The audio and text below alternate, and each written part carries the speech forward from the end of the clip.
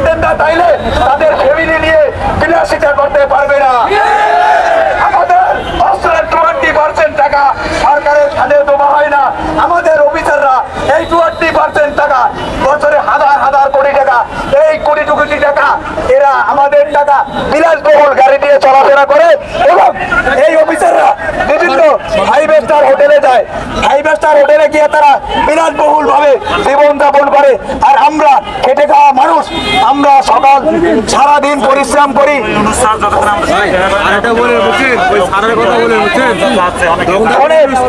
বিশেষ করে আপনারা আমার এই রাষ্ট্রীয় সম্পদ কেউ কোনো কিছু নষ্ট করবেন না। দ্বিতীয় কথা, কোনো সাংবাদিক কোনো আপনার ডিপার্টমেন্টের লোকের সাথে দুর্ব্যবহার করবেন না। এবং স্টুডেন্ট ভাইরা আমাদের ভাই, ওরা আমারই এক ভাই স্টুডেন্ট, আমিও রানিং স্টুডেন্ট। আমি হারুন মোল্লা ডিগ্রি কলেজের স্টুডেন্ট। আমি লেখাপড়ার পাশাপাশি আমি চাকরি করি। আমার পায়ের নিচে মাটি নাই।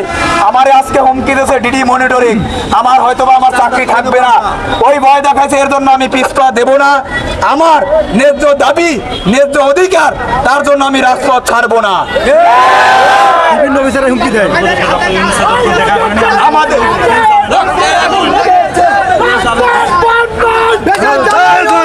আমাদের আমাদের DDG sir, DDG admin Fakhrul sir আমাদের ডিজি মহোদয় স্যারে বিভিন্ন কান পরামর্শ দেয়। দিদি মহোদয় স্যার অত্যন্ত ভালো মনের মানুষ, কিন্তু উনি ওনার মাথা স্থির রেখে আমাদের কার্যক্রম চালাইতে পারে না, তাতে বিঘ্ন ঘটায়। ডিডিজি ফখরুল স্যার এবং এডিজি নাজিম স্যার এবং প্রত্যেক জেলা কমান্ডেন্ট আমাদের বিপক্ষে, কারণ আমাদের দিয়ে টিআই থানা অফিসার জেলা কমান্ডেন্ট আমাদের দিয়ে টাকা পয়সার মাধ্যমে সিসি করে আমাদের পোস্টিং দেয়।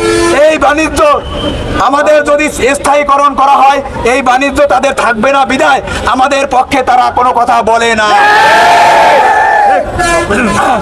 ডক্টর ইউনূস স্যারের সাথে আমরা পর্যায়ক্রমে ডক্টর ইউনূস স্যারের সাথে দেখা করব। যেহেতু আমাদের স্টুডেন্ট ভাইয়েরা আমার দেখা করতে পারছেন, স্টুডেন্ট ভাইয়েরা রাজপথ বন্ধ করে দিয়ে আন্দোলন করছেন, এ দেশের মানুষ তাদের সাথে ছিল। এবং আমার স্টুডেন্ট ভাইদের কাছে আমার হাত জোড় অনুরোধ, আপনারা আমাদের সহযোগিতা করবেন, কারণ আপনাদের আন্দোলনের সময় আমরা কোনো বিঘ্ন ঘটাই নাই। আমার সকল প্রশাসন ভাইদের প্রতি দৃষ্টি ভাই আমার